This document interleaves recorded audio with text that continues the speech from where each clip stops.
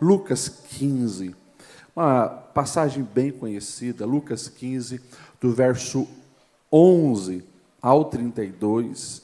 Eu creio que esse é um dos textos que eu mais prego na minha vida. Eu devo ter pregado uns 20 a 30 sermões desse texto, porque é maravilhoso, eu amo essa história contada por Jesus. E hoje nós vamos refletir sobre essa nova temática proposta para as quintas-feiras do mês de setembro. A vida vale mais. Está aqui essa arte, a vida vale mais. E aqui nós encontramos uma direção. Eu quero apenas introduzir o assunto, depois outros pastores também estarão falando, e eu tenho certeza que cada um de nós sairemos daqui abençoados, porque a palavra de Deus, ela tem esse poder de mudar e transformar a nossa mente, a nossa vida, influenciar as nossas escolhas para o caminho certo. E Lucas 15, do verso 11 e 32, a Bíblia diz assim: Jesus continuou. Um homem tinha 2 filhos. O mais novo disse ao pai: Pai, eu quero a minha parte da herança. Assim, ele repartiu sua propriedade entre eles. E não muito tempo depois, o filho mais novo reuniu tudo o que tinha e foi para uma região distante. Lá desperdiçou seus bens vivendo irresponsavelmente. Depois de ter gasto tudo, houve uma grande fome em toda aquela região e ele começou a passar necessidade. Por isso, foi empregar-se com um dos cidadãos daquela região que o mandou para o seu campo a fim de cuidar de porcos. Ele desejava encher o estômago com as vagens de alfarrobeira que os porcos comiam, mas ninguém lhe dava nada. Verso 17. Caindo em si, ele disse: Quantos empregados do meu pai têm comida de sobra e eu aqui morrendo de fome? Eu me porei a caminho, eu voltarei para o meu pai, eu direi: Pai, pequei contra o céu e contra ti, não sou mais digno de ser chamado teu filho, trata-me como um dos teus empregados. A seguir, levantou-se e foi para o seu pai. Estando ainda longe, o seu pai o viu, e cheio de compaixão, correu para o seu filho, e o abraçou e o beijou. O filho disse: Pai, eu pequei contra o céu, contra ti, não sou mais digno de ser chamado teu filho. Mas o pai disse aos seus servos: Depressa, tragam a melhor roupa e vistam nele, coloquem um anel no seu dedo e calçado nos seus pés, tragam um novilho gordo, cevado e matem-no. Vamos fazer uma festa e comemorar, pois este meu filho estava morto e voltou à vida, estava perdido e foi achado. E começaram a festejar. Enquanto isso, o filho mais velho estava no campo. Quando se aproximou da casa, ouviu a música e a dança, então chamou um dos servos e perguntou-lhe o que estava acontecendo. E ele respondeu: O seu irmão voltou, e seu pai matou um novilho gordo, porque o recebeu de volta são e salvo. O filho mais velho encheu-se de ira e não quis entrar. Então o seu pai saiu e insistiu com ele, mas ele respondeu ao pai: Olha, todos esses anos eu tenho trabalhado como escravo ao teu serviço e nunca desobedeci às tuas ordens. Mas tu nunca me deste nenhum cabrito para eu festejar com os meus amigos. Mas quando volta para casa, esse seu filho que esbanjou os seus bens com as prostitutas, matas o novilho gordo para ele? Disse o pai: Meu filho, você sempre está comigo. Tudo que eu tenho é seu. Mas nós tínhamos que comemorar e nos alegrar, porque o teu irmão estava morto, voltou à vida, estava perdido e foi achado. Amém. Que texto lindo, que história maravilhosa, para nós falarmos que a vida vale mais. E deixa eu iniciar perguntando para você: quanto vale uma vida? Quanto vale uma vida? Ao olharmos para a nossa sociedade, parece que cada dia mais a gente se assusta com o valor da vida. Esse ano, Um dos casos absurdos, uma mãe trocou a sua filha por algumas pedras de crack. A vida da filha, para ela, valia algumas pedras de crack. Algum tempo atrás, um adolescente matou o próprio amigo para ficar com o tênis dele. Para o amigo, aquela vida valia um par de tênis. Pergunta para quem está do seu lado: quanto vale a sua vida? Pergunta: quanto vale a sua vida?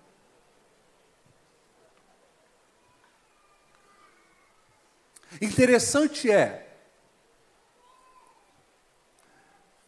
que eu creio que vocês falaram muito mais que um par de tênis, amém? Mas interessante é que na nossa consciência, ou nas nossas suposições, a vida tem um valor inestimável. Mas muitas vezes, nas escolhas do dia a dia, a gente se rebaixa a um valor de mercadoria. E isso é um grande problema.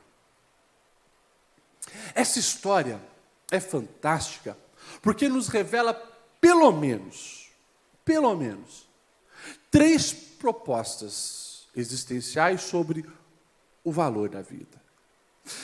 Lá no começo desse capítulo, você vai ver o público que Jesus estava falando e contando história, e o nosso mestre, ele era muito hábil em compartilhar ensinamentos através de histórias.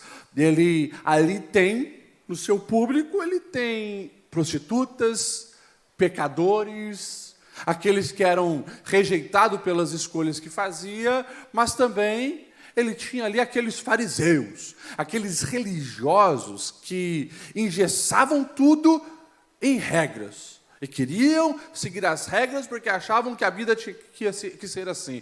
Então, tinha esses 2 públicos ali. E, de uma maneira muito sábia, Jesus vai contar 3 histórias. Nós só lemos a última. Mas ele conta a história da ovelha perdida. A ovelha que se desgarra do rebanho, de um pastor que tinha umas 100 ovelhas, e ele deixa aquelas 99 no deserto, vai atrás daquela que se perdeu, resgata, e quando encontra, faz uma festa e celebra. Depois Jesus conta a parábola, a história de uma dracma perdida, uma moeda, que para uma mulher tinha um valor também muito importante, mas aquela mulher que tinha 10 dracmas perde uma dentro de casa. Mas ela varre, ela levanta os móveis, e ela encontra, e quando encontra, chama as amigas para fazer uma grande festa. E Jesus finaliza falando dessa história, um pai que tinha 2 filhos. Olha só, um parecido com a ovelha, ele vai para longe e se perde longe. O outro está em casa, mas também está perdido, parece uma dracma. E Jesus pega as 2 histórias anteriores e culmina nessa aqui dizendo: olha, alguns estão perdidos porque se afastaram da casa do Pai. Outros estão perdidos porque já não vê a vida como o Pai vê, por mais que ainda estão dentro da casa do Pai. Jesus queria, claro, falar dos pecadores e falar dos fariseus. Ele disse: ambos estão errados. Há uma proposta melhor, e ele conta então essa história.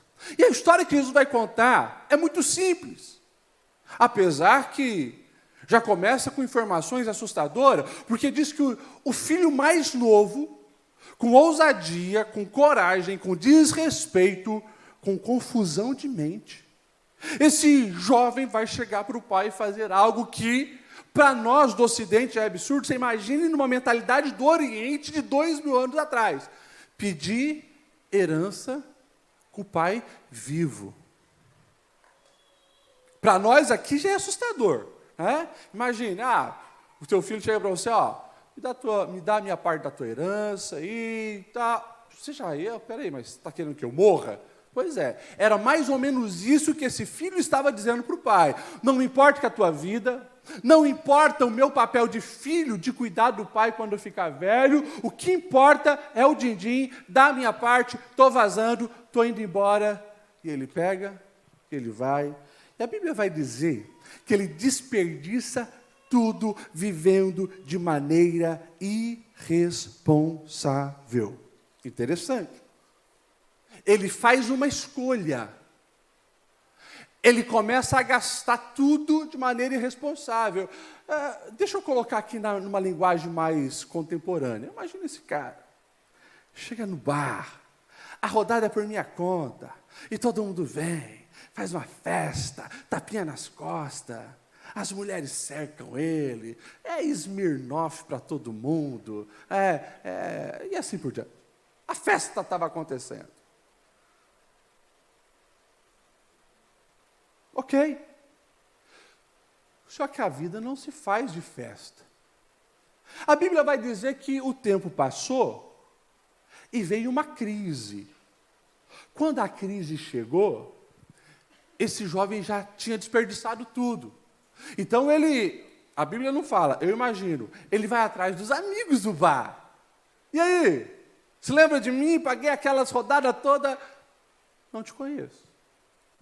Mas se lembra? Não sei quem você é.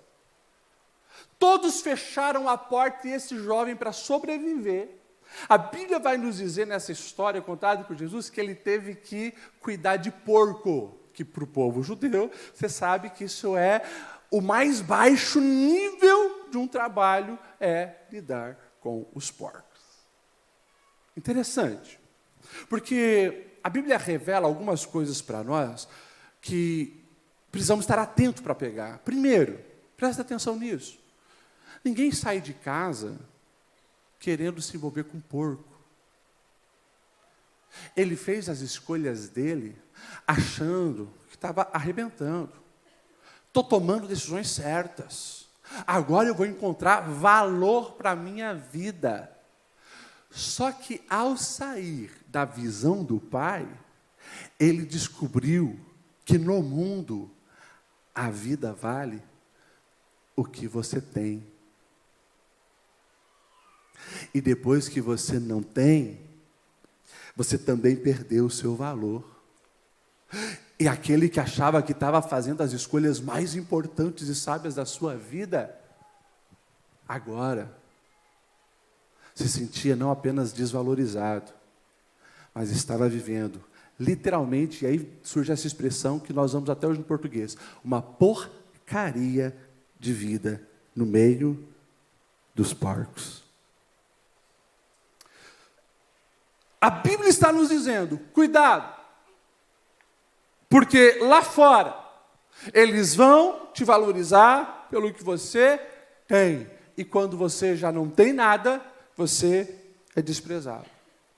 A Bíblia está nos alertando, dizendo, jamais construa uma vida de valor supérfluo.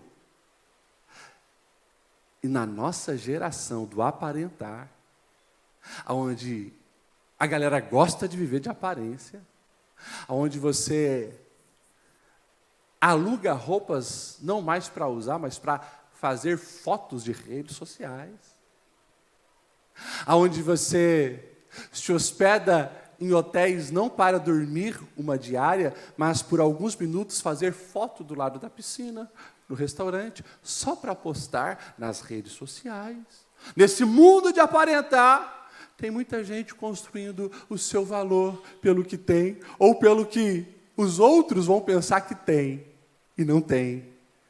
E a valorização real nunca vai acontecer. Cuidado, porque o dia que você não tiver, você não vale mais nada. Essa história também nos mostra um outro lado da moeda, que é o lado do irmão mais velho que fica em casa. Porque a Bíblia vai dizer assim que o irmão mais novo, depois de ver essa porcaria de vida, ele vai cair em si, ele vai levar um choque, ele vai se confrontar, e isso é lindo. Esse jovem, apesar das escolhas erradas que ele fez, ele ensina-nos um caminho de humildade, porque ele disse, espera aí, eu não vou viver essa porcaria de vida, eu vou voltar para a casa do meu pai, eu sei que a porta vai estar aberta, sei que meu pai é generoso, mas eu não quero ser recebido como um filho. Ele diz para ele mesmo, eu vou pedir que meu pai me trate como um dos seus empregados, porque um dos seus empregados na casa do pai é muito melhor do que esse padrão de vida que eu estou vivendo. E ele planeja uma solução, e ele se levanta e ele vai. O pai vai receber com uma festa, depois nós vamos falar sobre isso. Quando o irmão mais velho fica sabendo que o pai recebeu o irmão mais novo e está fazendo uma festa, o texto da Bíblia vai dizer assim, a partir do verso 28. O filho mais velho se encheu de ira. Olha só. E não quis entrar para a festa. O pai teve que sair. E a Bíblia vai dizer, o pai insistia com ele, dizendo, meu filho, o teu irmão voltou. Tínhamos que festejar. Agora olha a resposta dele. Olha, todos esses anos eu tenho trabalhado como escravo ao teu serviço e nunca desobedeci às suas ordens. Mas tu nunca me deste nenhum cabrito para festejar com os meus amigos. E agora, quando volta esse teu filho que esbanjou os teus bens com as prostitutas, você mata o novilho cevado para ele? Na mente desse irmão mais velho, a vida é valorizada pelo seu desempenho, pelo quanto você produz e por seguir regras. A vida é baseada e o valor da vida depende do que você fez. E quando você erra, você perde totalmente o valor. São pessoas que escolhem viver uma vida de desempenho, de produtividade sem propósito, de levantar números para tentar descobrir e provar quem é. Mas o coração continua vazio, porque também é resultado de uma confusão. Não é fazer porque é, mas quer fazer para ser alguma coisa. Isso sempre vai resultar em problema. Que também é uma proposta muito comum, que nós recebemos todos hoje. Se você fizer, você alcançar tal meta, se você tiver tal diploma na parede, então você vai ser alguém e vai receber algum valor. Só que esse foco está tão errado e gera tanta confusão, porque ele também já nem conseguia mais se ver como filho. A fala para o pai é, eu tenho trabalhado todos esses anos para ti, como um escravo. Escravo que não traz a felicidade real e não vive, não desfruta do amor do pai e da alegria do pai. E claro, se você vai basear o seu valor numa aparente perfeição, uma hora a máscara cai. Uma hora você que não é o super-homem, não é perfeito, vai falhar. E quando isso acontece, você perde o seu valor. Mas ainda bem que essa história não vai ficar só nessas duas propostas de valorização existencial. Nós temos essa figura do pai. E quando Jesus conta essa história, Jesus queria de fato mostrar como é o amor de Deus para cada um de nós. Por isso a maioria dos teólogos nem gosta de chamar como essa a parábola do filho pródigo, mas a parábola do pai amoroso. Porque aqui nós temos um pai que de fato conhece o real valor do filho.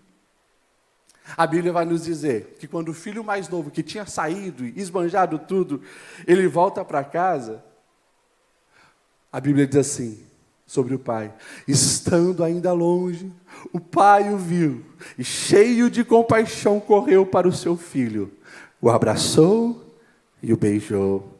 E daí o filho disse: pai, eu pequei contra o céu, eu contra ti, não sou digno de ser chamado teu filho. Mas o pai já disse aos servos: depressa, tragam a melhor roupa e vistam nele, coloquem um anel no seu dedo, calçado nos seus pés, e o novilho cevado, matem, vamos fazer uma festa. Esse meu filho estava morto, voltou à vida, estava perdido e foi achado. O pai revela o real valor. O pai é aquele que ama e valoriza o filho, porque é filho. O pai é aquele que não está preocupado se o filho está sujo, fedendo porco. A Bíblia diz que esse pai não espera nem o filho se prostrar, porque era normal, no arrependimento, se prostrar no chão. Quanto mais no chão você coloca a tua cara, mais sinal de humilhação você está. A Bíblia diz que esse pai nem permite. Quando o filho começa a dizer: não sou digno nem de ser chamado teu filho, o pai já abraça, para não deixar ele se prostrar. É do mesmo nível, é beijo no rosto. O pai está declarando: é filho. E para provar isso, já grita para todos os funcionários: ei, o filho voltou. Então traga o anel, traga a sandália, traga a capa de filho, porque é filho. E aqui deixa eu abrir um parênteses muito importante nisso aqui, porque é maravilhoso. Esse pai está recebendo o filho com farrapos, podemos dizer assim, uma roupa esfarrapada de porco, de escravo. O pai tira aquela roupa e coloca a capa de filho, o anel de autoridade de filho, as sandálias de filho. Sabe por quê? Presta atenção nisso. E pega isso para a sua vida. Não apenas mostrando o valor, mas mostrando que, quando nós entendemos o valor que temos com o Pai, se espera também que venhamos estar com vestes de filho.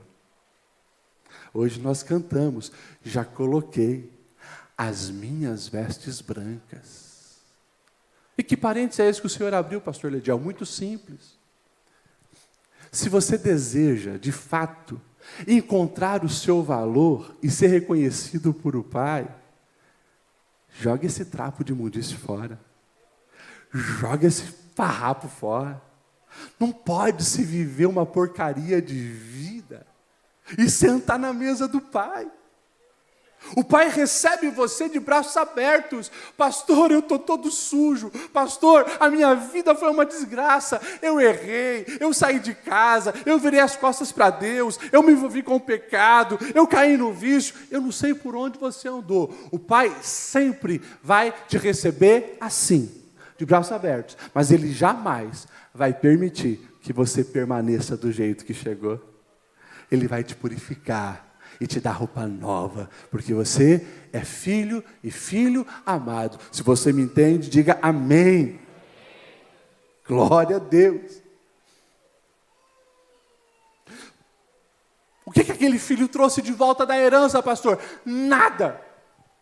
Ele desperdiçou, a Bíblia vai dizer de uma maneira bem clara, ele desperdiçou tudo o que ele tinha de maneira irresponsável. Mas para o pai, não importava as moedas de ouro que ele levou. Para o pai, também não importava o trabalho que ele deixou de fazer ali na fazenda. Para o pai, importava a vida dele, porque é filho. Que nós possamos nos enxergar todos os dias pela ótica do Pai. Porque aí nós vamos encontrar o nosso real valor. Escute isso que eu estou tentando deixar de uma maneira bem clara para você. É somente com o Pai que nós descobrimos o nosso real valor e a nossa identidade é restaurada. O filho que voltou dizendo, me faço escravo, agora está recebendo de novo toda a dignidade do filho. E o filho mais velho, que apesar de estar dentro de casa, seguindo regrinhas, ele não se via como filho, o pai de novo tem que sair e abrir a visão dele, resgate da identidade. É filho, filho amado. O pai diz assim: meu filho, tudo o que eu tenho já é seu. Pastor Lediel, o que você quer ensinar para a gente sobre isso? Que só existe uma maneira de nós entendermos que a vida vale mais. É eu silenciar todas as vozes que tentam rotular o meu valor e eu ouvir a voz daquele que me criou. No Salmo 139, eu amo esse salmo, essa oração de Davi. Ele vai dizer assim no verso 13: Tu me criaste, Senhor, lá no íntimo, todo o meu ser, e teceste ainda no ventre da minha mãe. Sabe o que o salmista está dizendo? Deus já pensava em cada um de nós antes do dia do nosso nascimento. Você crê nisso, amém? É claro que, por tabela, Deus está dizendo para mim e para você: ei, já parou para pensar que você não é um acidente? Pastor, mas eu cresci a minha vida ouvindo isso. Os meus pais dizendo que eu não fui planejado.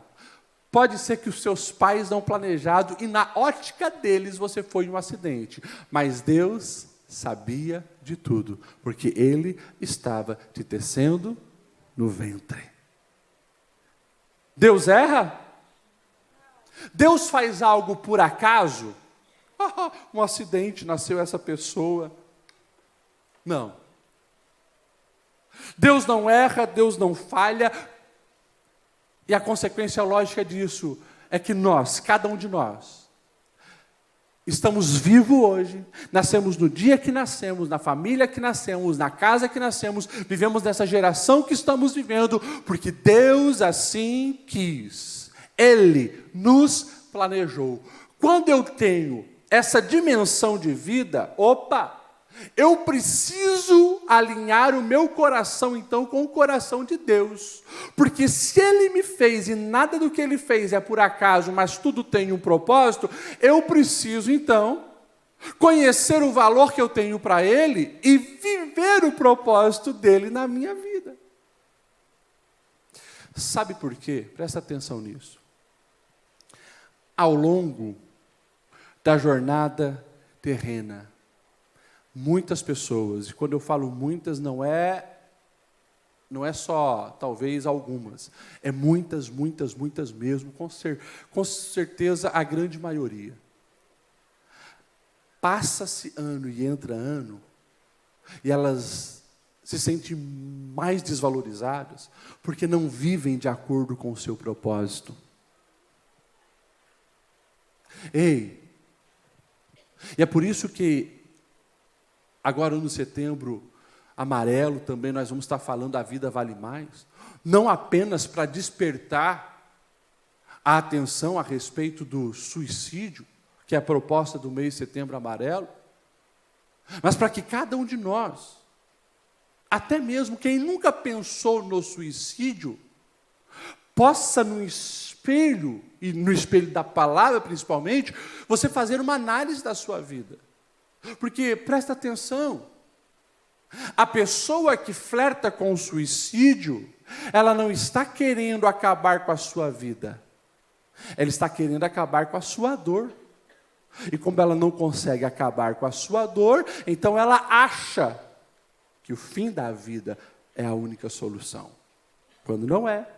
Só que ninguém chega nesse nível, presta atenção nisso, ninguém chega nesse nível da noite para o dia.